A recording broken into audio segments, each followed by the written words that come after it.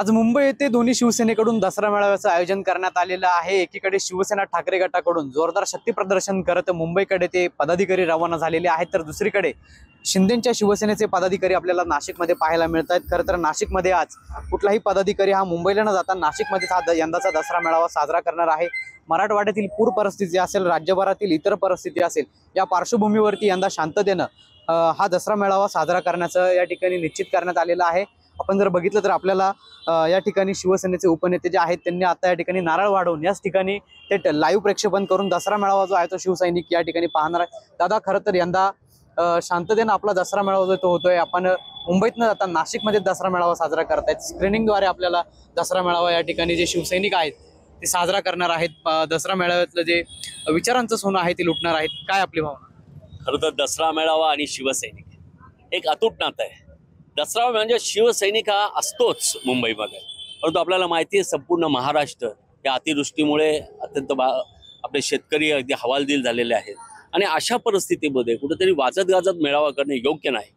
मुळात शिवसेनेचे मुख्य नेते आदरणीय एकनाथ शिंदे साहेब यांनी काल स्पष्टपणे सांगितलं की आपण सर्वजण, विशेषतः सर्व पदाधिकाऱ्यांनी आपली आपली जागा सोडू नका। या अतिवृष्टीमुळे आजही रेड अलर्ट, ऑरेंज अलर्ट दिलेलं अनेक ठिकाणी। नाशिक हे तर गोदावरीच्या तीरावर वसलेलं आहे। आपल्यालाच माहिती, काल एक आपला रिक्षा चालक त्याचा दुःखद मृत्यू झालेला आहे। त्यामुळे मुंबईत न येता तुम्ही तुमच्या भागामध्ये ह्या वस्त्यांमधल्या लोकांना काय मदत करता येईल, शेतकऱ्यांच्या बांधावर जाऊन, तालुका प्रमुख असेल, पदाधिकाऱ्यांनी जाऊन तिथं निश्चितपणे पंचनामे होत आहेत की नाही, त्यांना मदत होते की नाही याची चौकशी केली पाहिजे। आणि म्हणून त्यांनी काल सांगितलं कुणीही मुंबईत येऊ नका, आपापल्या जागी करा। मुळात शिवसेना म्हणजे सामान्य नागरिक, एक वेगळी नाळ आहे आणि सामान्य नागरिक अशा परिस्थितीत असताना कुठेतरी गाजत वाजत जाणं हे योग्य होणार नाही। आणि त्यामुळे आमच्या खरं काल आम्ही सर्व शिवसैनिकांना बोलवलं, त्यांना सांगितलं की साहेबांचा असा आदेश आहे।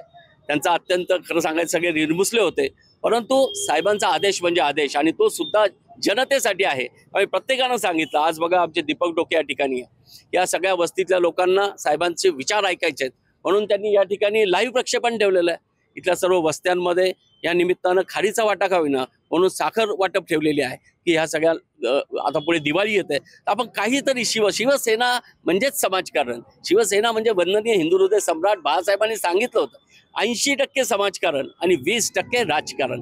त्या पद्धतीनं तोच विचार घेऊन माननीय शिंदे साहेब काम करतायत आणि आम्ही सर्वजण त्यांचे शिलेदार आहोत। नक्कीच आपल्यासोबत आणखी काही शिवसेने पदाधिकारी आहेत। दादा, आपण आज या ठिकाणी स्क्रीनिंगद्वारे थेट प्रक्षेपण करतायत। मुंबईला कुठलाही मोठा उत्साह दसरा मेळावा साजरा न करता न जाता याच ठिकाणी आपण या नागरिकांना दसरा मेळावा त्याचा थेट आपण स्क्रीनिंगद्वारे लाभ देणार आहात। नाशिक शहरातून हजारो शिवसैनिक हे मुंबईच्या दिशेने जाणार होते, पण साहेबांचा आदेश आला का महाराष्ट्रामध्ये जी अतिवृष्टी झाली आहे त्याच्यामुळे दसरा मेळावा हा कमी प्रमाणात होणार आहे। मुंबई, ठाणे असतील, इथले जवळपासचेच लोक तिथे बोलवले आहेत आणि इथले नाशिकचे प्रमुख पदाधिकारी आणि आमच्या जिल्हा प्रमुख आणि उपनेत्यांचा आम्हाला आदेश होता का आपल्याला मुंबईला न जाता आपल्याला नाशिकमध्ये लोकांना काय मदत करता येईल ती आपण मदत केली पाहिजे। म्हणून आम्ही 1000 किलो साखर ही गोरगरीब जनतेला वाटणार आहोत। तसेच साहेबांचे विचार लोकांपर्यंत पोचायला पाहिजे म्हणून लाईव्ह प्रक्षेप याच्यातर्फे आम्ही नाही का पूर्ण लोकांपर्यंत साहेबांचे विचार हे पोहोचवणार आहोत, त्याच्यासाठी आम्ही हे लाईव्ह प्रक्षेपण केलं आहे। ते नक्कीच आपण जर बघितलं या ठिकाणी मुंबईला कुठलाही गाजावाजा न करता, गर्दी न करता, पूर्ण परिस्थिती पाहता नाशिकमध्येच थेट स्क्रीनिंगच्या माध्यमातून लाईव्ह प्रक्षेपण जे आहे ते केलं जाणार आहे आणि त्या माध्यमातून हा शिवसेना शिंदे गटाचा जो दसरा मेळावा आहे तो यंदा नाशिकमध्ये साध्या पद्धतीनं साजरा होणार आहे। पवन येवले, TV9 मराठी, नाशिक।